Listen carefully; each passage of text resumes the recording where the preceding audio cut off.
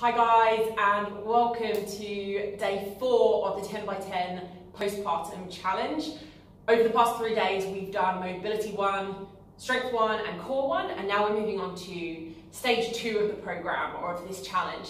We're doing mobility 2 today, and then we have strength 2 and core 2 coming up. We're going to take everything up just one notch, so if it's a bit too much for you right now, go at your own pace. But many of you will find this will be a really nice progression from stage 1. In this little sequence, we're going to move the back, the shoulders and the hips, stuff that gets really tight for mums. A lot of this will be familiar from mobility 1. And we're just going to go through a really simple routine of 5 movements that we're going to do twice. So let's get started. We're going to start on all fours. We're going to start with our cat-cow. So arching the back as far as you can. Breathing in and then tucking everything under, tucking your bum under, rounding your back as much as you can. Breathing in as you lift your head and stick your bum out, and then breathing out as you tuck it back under. We should do a few more of these. It's always really nice to get the back going. Try and make sure you can feel your whole back moving back and forth. You're not just moving part of it. Watch that you're not slouching in your shoulders. Push the floor away from you. And make sure you're not bending your elbows as well to sort of get this rounded back. Try and get it all coming from your back. And if your back really hurts in this position, just go to where you can comfortably. You don't have to go all the way. Okay, we're going to stretch our wrists out just a little bit. So if you can, you're just going to flip your wrists over like this. And if you push your shoulders forward over your wrists, that's easier. And then if you pull your shoulders back slightly, if you scooch back, sit back onto your heels a little bit, shift your weight backwards, you'll feel that stretch down your forearms and in your wrists.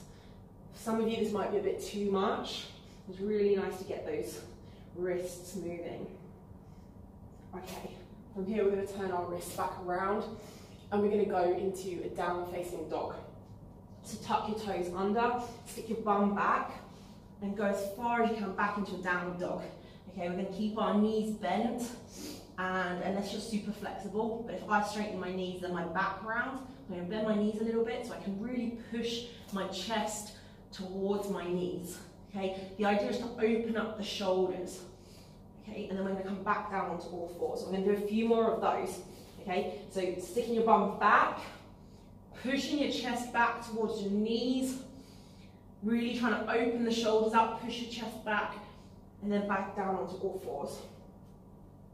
Breathe in, and as you breathe out, push your chest back towards your knees, open those shoulders up, back down onto all fours. You might have to shift forward just a teeny bit each time, because you'll slide back a little bit. That's what's happening for me. Stick your bum back, push your chest towards your knees, get that back nice and straight. We should do a couple more of these. Try and put your knees down and lift your knees up at the same time. Bum back. Stretch out those shoulders and back. And one last one. Go back down on all fours. Okay, so now keeping your hands in this position, sit your bum, straighten your feet out and sit your bum down on your heels. Okay, we're going to do a little twisting movement. You might need to bring your hands a little bit closer. We're going to twist the back. Okay, so hands, one hand behind your head, the other one stays in the same position. Tuck your elbow under your opposite elbow and open up to really try and feel that pinch in the upper back. Try and touch the ceiling with your elbow. And under, we'll just do 5 of these on each side.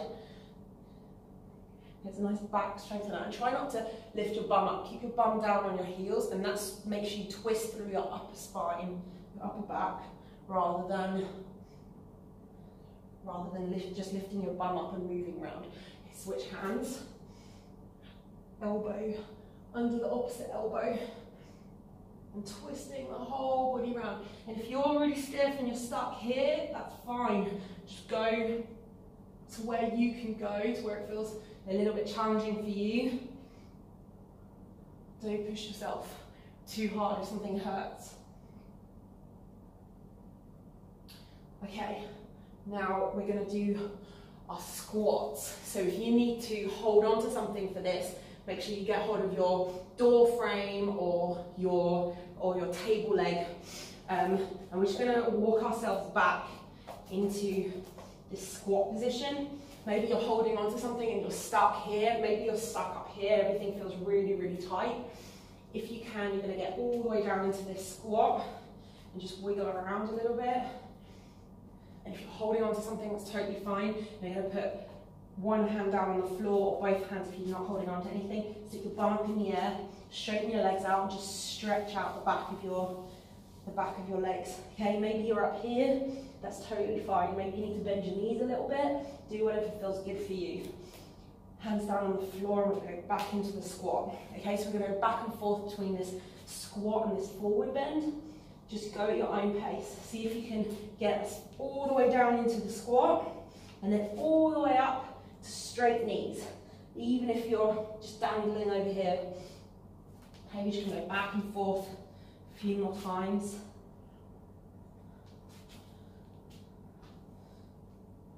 Last one.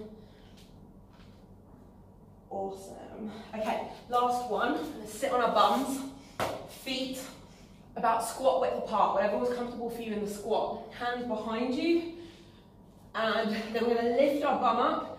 We're going to come into this tabletop position, okay? So it's going to look like this, lifting your bum up, so you get a big stretch in the front here.